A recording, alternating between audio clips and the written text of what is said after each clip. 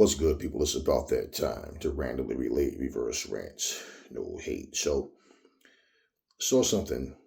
It's not really new, but it was kind of interesting because Lonnie B is doing an interview.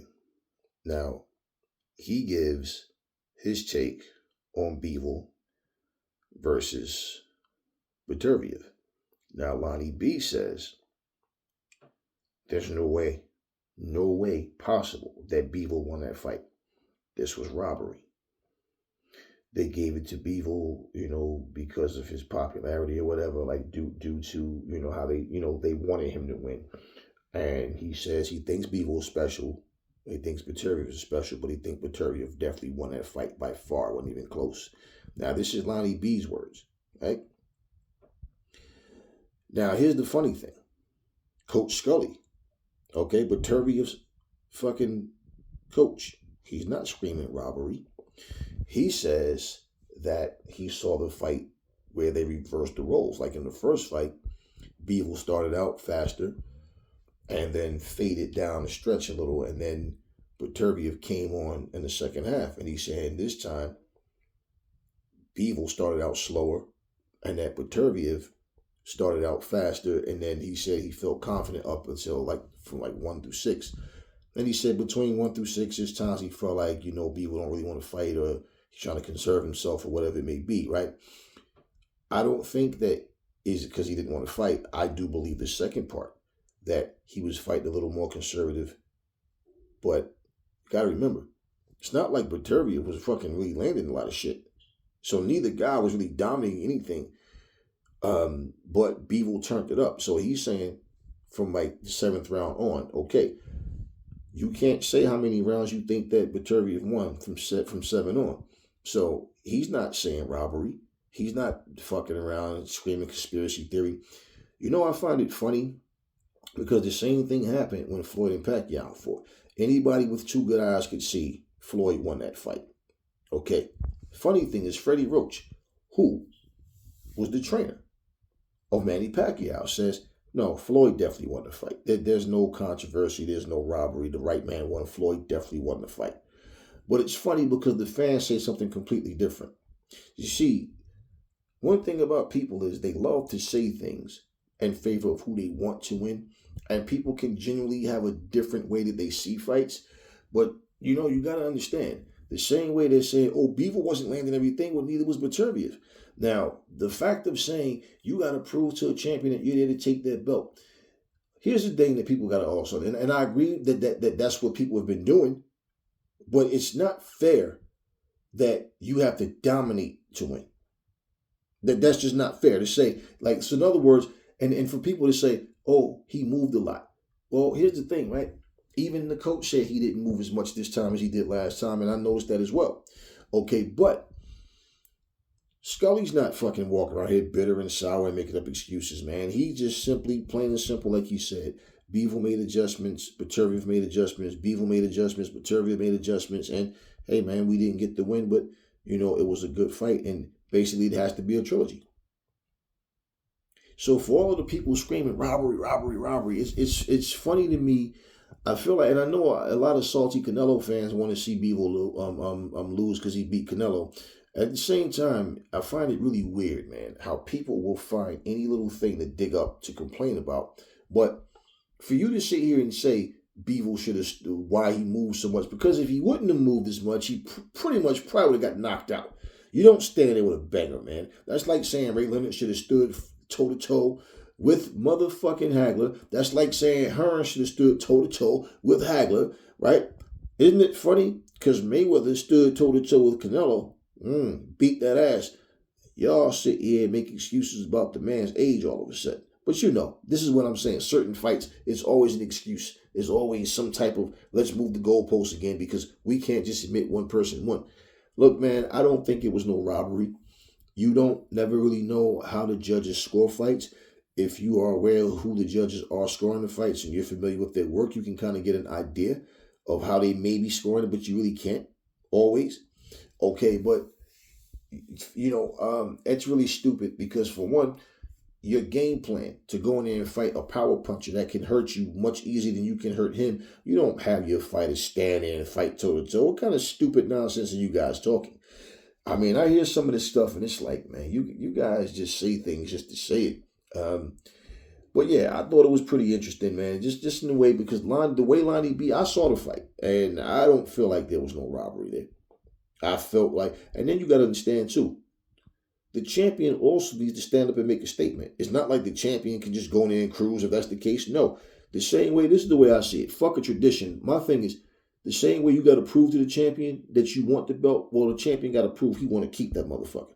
So you can't come and tell me that a fighter has to win by dominating, okay? Because if he doesn't dominate, he's showing he can't beat the champion. No, that's bullshit, man.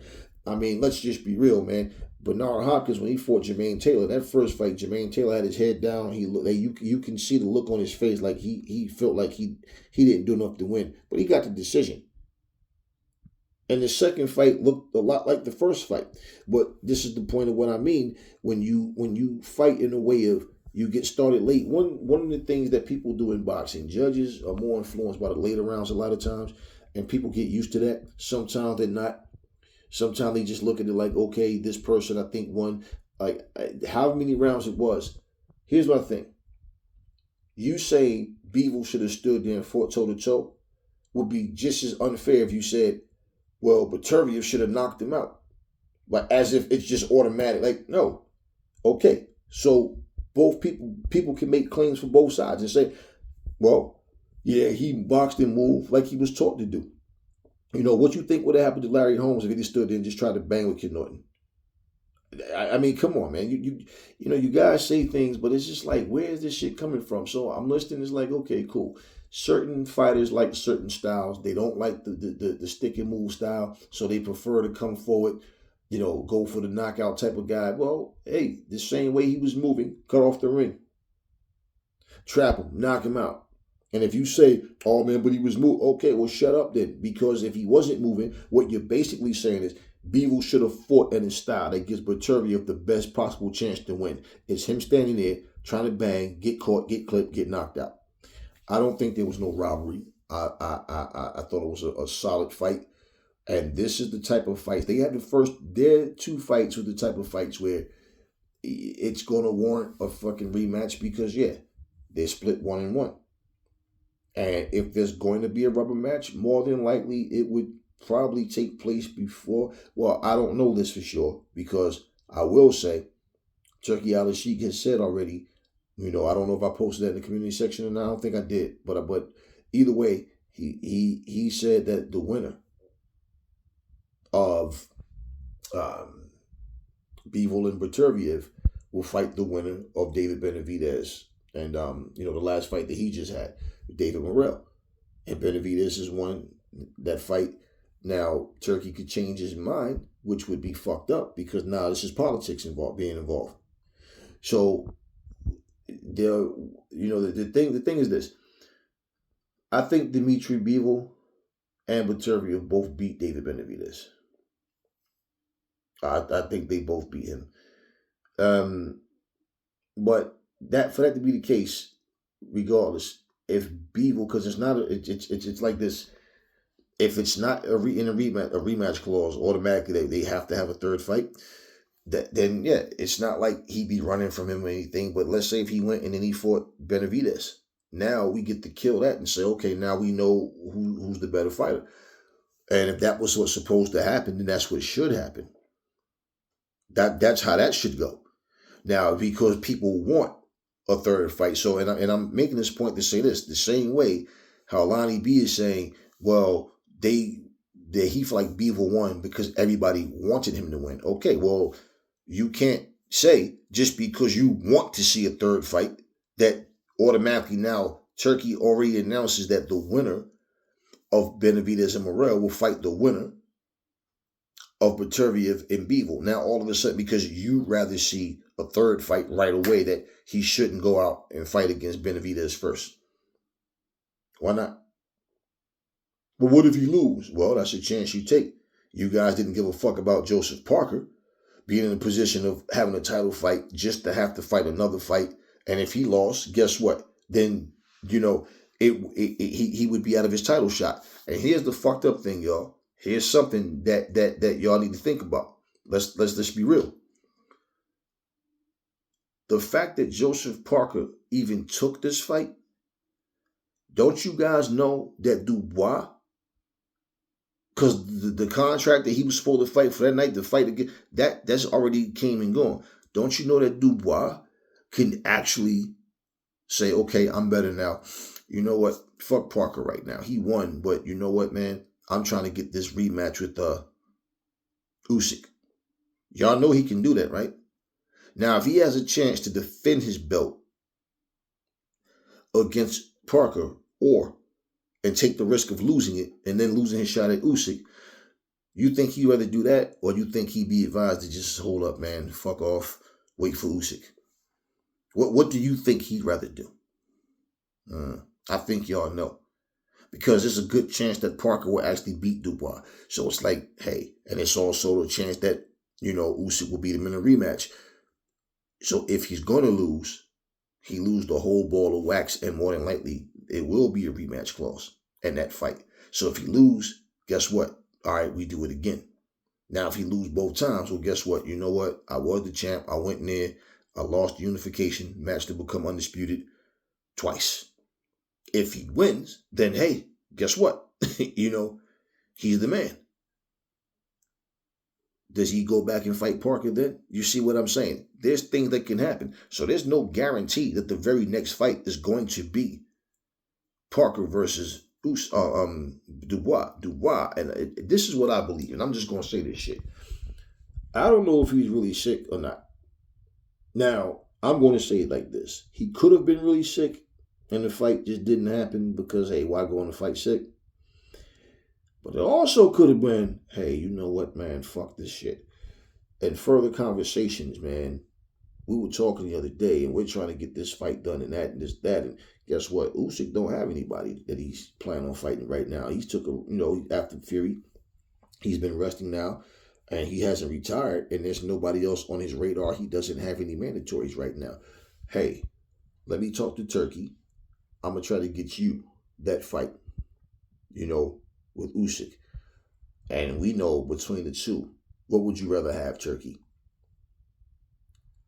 Dubois versus Parker or Dubois versus Usyk? Rematch for undisputed. What do y'all think Turkey would pick? But see, this is the politics, again, that Turkey claimed he had a different vision for. Just the things you think he want to stay away from, right? So I don't like that. I feel like this motherfucker, Daniel Dubois, should have to fight Parker. And y'all know I like Dubois as a fighter, but fuck that. That duck, goose shit just looked fishy to me. Let me just say it like that. Just like it looked fishy with what, Kid Austin did. Shit it just looked fishy to me, man. It really does. And the fact that Dubois has yet to address anything about it, just stay low, lay low, and figure, hey, man, once they hear the announcement, you versus Usyk instead of Parker, they're going to forget all about that Parker shit. Who cares about Parker? That's why people keep trying to push that narrative too. Oh, nobody cares about Parker. So because you don't care about Parker, it's not, you don't have to be fair to him. Yeah. So, yeah, man, something to think about. But, yeah, Bivol won the fight, man. I don't think there was no robbery there. I don't know how people score fights a lot of times, man. Because, like I said, they talking about what Bivol wasn't landing, but Terry was missing most of that shit he was throwing as well. So, what, the person going forward gets points? You get points for taking steps? No, bullshit, man. Bullshit. That's not the way that works. Anyways, talk to me in the comment section, y'all. What y'all think about the fight? And what do y'all think about what Parker, as far as him, he beat, the guy that everybody was avoiding in Bicoli, got rid of him. Now we know it's going to be hey, man, I took the fight on short notice. I wasn't in shape. I went from hearing that he was training for 8 weeks for a fight he had coming up in May, which was supposed to be a title eliminator, to take this fight. Then I'm hearing he didn't train at all. So it's just like, all right, whatever, man. But what y'all think about Parker's situation? Do y'all think Frank Warren's trying to get Daniel Dubois in a fight with Usyk and skip Parker? And what do y'all think about the Bivol-Butteria fight? That's all I got for y'all right now. Never fall in love with lies. Remember, the truth brings hate out of people. And I will catch y'all on the next video.